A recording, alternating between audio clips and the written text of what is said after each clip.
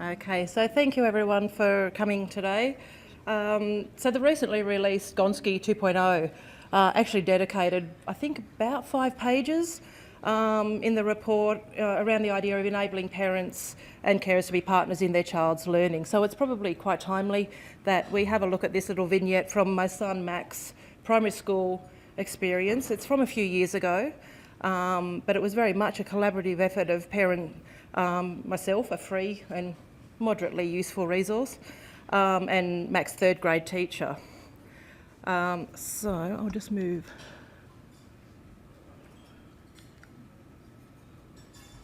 That might jump through too. It was definitely a partnership worth pursuing, and it set the scene for a lot more things to come in the future, and I think Mac's actually dotted through the Family Advocacy or Students Learning Together book, and one of their future collaborations came into play in the Belonging Matters 19 stories. So, you know, he's out and about, and most of this all came from good collaboration. For us, it probably wasn't as obvious that what we were doing was deeply rooted in social justice and human rights. We just sort of pursued it because it was the right thing to do. So firstly, this is Mac and his father and myself and some of his peers that have been right through school with him from preschool. Mac's also in the room, and so thank you, Mac, for letting me share this story and give me the permission to do so. Mac has severe cerebral palsy, vision impairment and complex communication needs, and as a result, Mac's reliant on augmentative and alternative communication, or AAC.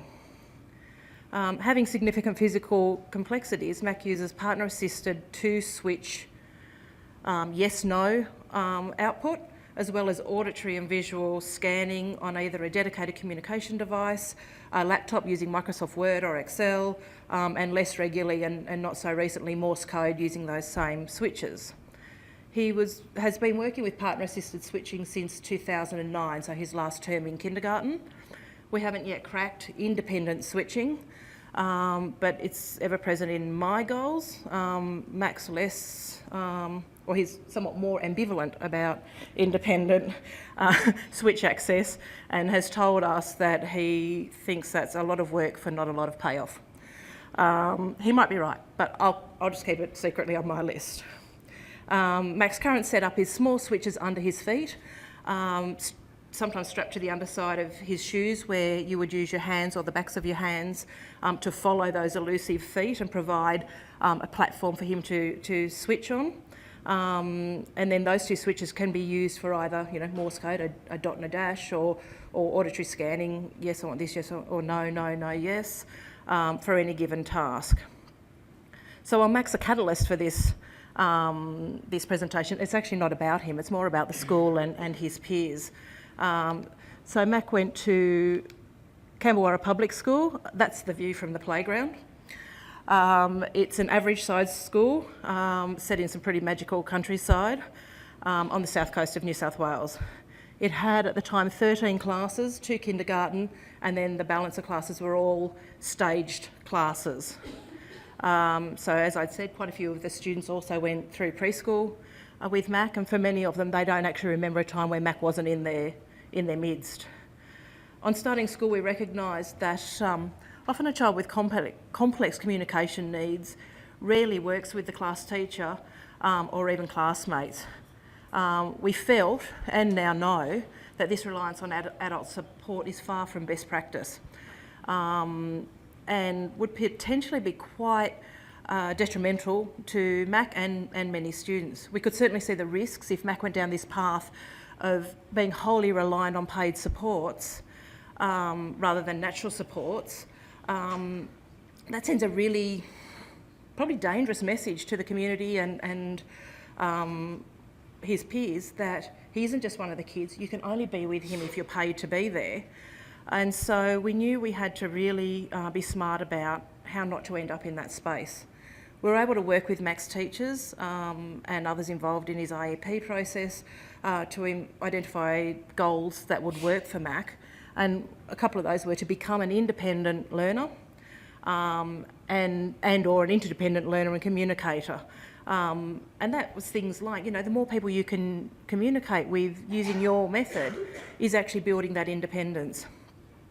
So as we started looking into it, we realised there was mutual benefit for the students as well in us pursuing that. So don't stress if you can't read this. I think I've got clearer screens, although it's not too bad. What resulted was a communication partner framework. This was created in exactly the same way as that school's numeracy and literacy frameworks. And while there might have been some AAC therapy-based tools out there, for the school to own it, it had to be in their style. That way they owned it. It was their concept. It was familiar. It used exactly the same language, the same fonts, the same layout as their numeracy and literacy framework. And this was for students to fill in. It was in their folders, and they filled in where they were up to on a continuum with their maths, numeracy and communication partner process. The other benefit was it wasn't seen as a specialised task or assessment tool, but just merely an extension of what they were already doing. And this was a framework for Mac's peers, so it also wasn't his assessment tool or task. This was for them to become competent communication partners, and it was using the curriculum as the base of the framework. A range of goals were identified, and the framework provides you to fill in where you're up to. And the key items you can see to let you know where they're up to is, I've heard of this, I can do this with help, I can do it by myself, I can teach this to others.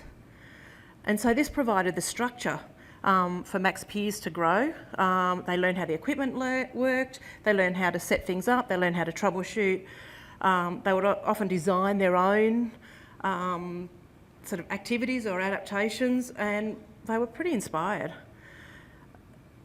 The framework also provided the students the opportunity for growth, learning and extension. So for some it might have been just simply learning how to improve the language they used in asking questions for people both with and without complex communication needs, while others were actually learning how to program pages on his communication device, which was a Dynavox, and setting up whole communication options for him. And these are 9 and 10-year-olds, so this is third and fourth class students. One of the other things that worked really well was it freed up the aide in the classroom to work with other students who may have been having difficulty in the class. So it wasn't just that aide working with Mac all the time, the students were working as his communication partner while they were all working on their work. It was also an insurance policy because sadly not all parents of students without disabilities are thrilled when they hear that their student is helping the kid with a disability or helping Mac.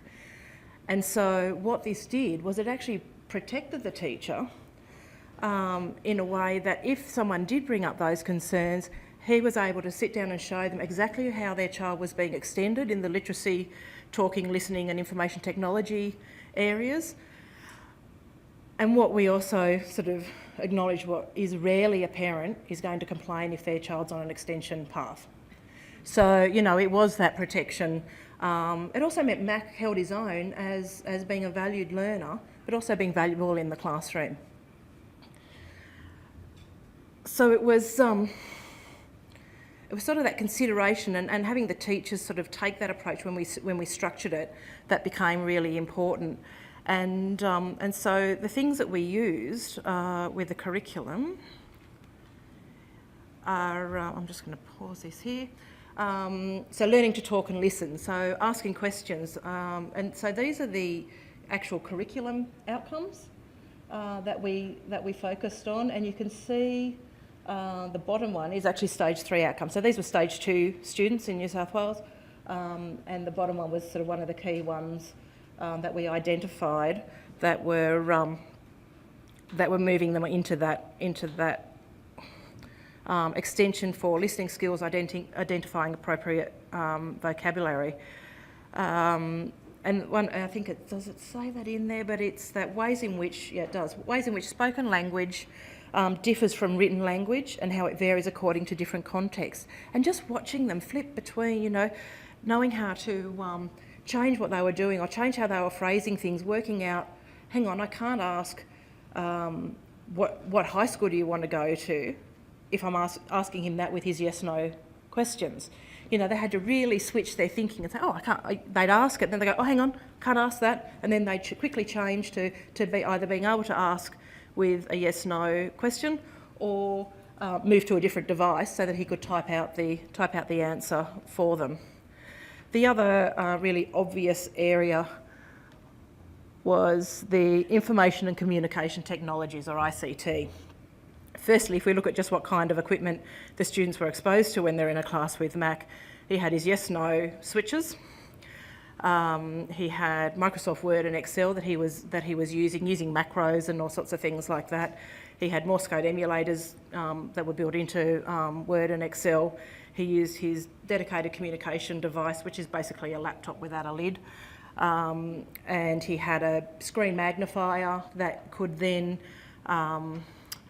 do live magnification or store magnification, and then they could hook up the Dynavox or the laptop into that magnifier. He also had a large screen TV on the wall which would either mirror the whiteboard, which was further down in the class, or bring in the Dynavox or the laptop as well. And really, the adults had very little to do with setting all of this up every day. These 9 and 10-year-olds were all over it, and they knew how to troubleshoot it. Or he also had a recordable switch that anyone could record things onto, and then when he pressed it, it would replay it. Probably my favourite day was the day it came home with all the swear words on it. They'd been down the back of the playground and important. Sure, that's an extension path. And it's interesting that a lot of the adults did balk at that setup, but they just knew to defer to the students. And then the students, just that self-fulfilling prophecy of, we know how to do this. The adults don't. And so even just having some of these different, I think I'll move on to this one. So just again, the communication partner framework, just having some of these were really basic concepts of just reminding students about communication and how they can have greater clarity and different expressions, and even thinking about and looking at facial expressions. And they relied on facial expressions a lot with Mac, and they didn't have any concerns that they weren't reading them properly. They were really confident in their abilities, and they were right to be so, because they really did read him very well. And so you can see some of the questions there. I can read it from down here. I know how to turn on Mac's yes/no box. I can hold the switches appropriately. I mean, that's actually quite a tricky thing. Those legs and feet were moving around. You had to kind of hover just below his feet, recognise what was a repositioning leg movement, and when he was ready to switch, so that he wasn't just hitting every time he moved. There was a definite toe drop that went with the foot switching. I know how to set up the Dynavox. I know how to change the communication options, and knowing which one was appropriate for the activity. The asking questions, I can ask questions that need a yes/no answer, and then it was moving on to I can ask questions. So he's basically choosing between two options and then moving on to a much more multiple choice type style. Carefully listening by looking at his facial expressions. I can identify things that Mac liked to do in the classroom or playground and share this with a teacher. So we're getting that more autonomy with Mac, and understanding the different styles of communication. And they were pretty good. I'm not sure any of them really got great at working with him with Morse code, but when we'd implemented this, even the A that was working with Mac was new and was quite nervous about the Morse code. So it's one of those things Mac, I think, still would like, and I think it's still something we should be pursuing down the track. But it was, they tended to do better with the auditory scanning. And auditory scanning was, he had the keyboard broken up into 5 blocks, so A to E, F to K. And so he'd be listening, do I want A to E, do I want F to K, do I want, and yes, no. If he chose yes, I want A to E, that's so I want A, no, B, no, C, yes. So it was tedious, but these kids were really patient and great communicators with him. So if we have a look at some of their filled-in sheets, so you can see that over time, so Meg had at age 9 had been working with Mac for a term, and she was actually a really great communication partner and had always been quite in tune with Mac. They'd been at preschool together. She was one of these kids who you were never really sure whether she was paying attention in class, and the teachers would always say, they'd have come in from somewhere outside and they'd all be getting on with the workload, and she'd just put her hand up and say, completely off topic, but say, "It's really warm in here and Mac's still got his jumper on. Do you think he should take that off?" And the paid adults in the room would sort of go, "Oh, yeah, okay." So she was just one of those really intuitive peers and friends that he had. Joel was amazing. Joel, we could say, is one of those students that kind of struggled with poor choices and kind of could get into trouble fairly regularly. But as a communication partner, he was phenomenal. And a little bit later, there's some interviews and Joel's in there. Abby, 8-year-old, and was all over that and was almost getting ready to teach others around the different ways to communicate and about auditory scanning and Morse code. Isabella, again, took her a little bit of time to get going, but then she hit her straps. Kai, he was all over it, completely confident and really great with Mac. Lily H. So that Lily H is Joel's little sister. So she was in Mac's class for one term when she had completed this, but a lot of her teaching had been done by Joel at home, in him preparing her for what she would need to be able to do as a peer in Mac's class, and if she was going to be any use to Mac, she needed to know this. So that a lot of that training happened in school holidays as she was preparing to be in Mac's class. And Lily C, Lauren S and Lauren H, well, they were, again, pretty amazing girls. They were all the year older than Mac, and they loved working with him. They had some nerves around it, but not because there was anything other than they really wanted to be able to work with Mac. And so their nerves are about, I wanted to be able to do this, and that was more what drove them.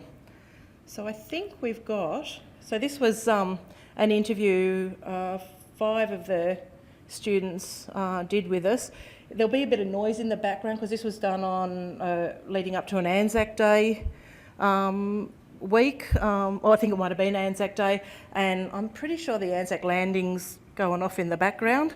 So so it sounds really intense, but we'll have a look and see what they had to say about this.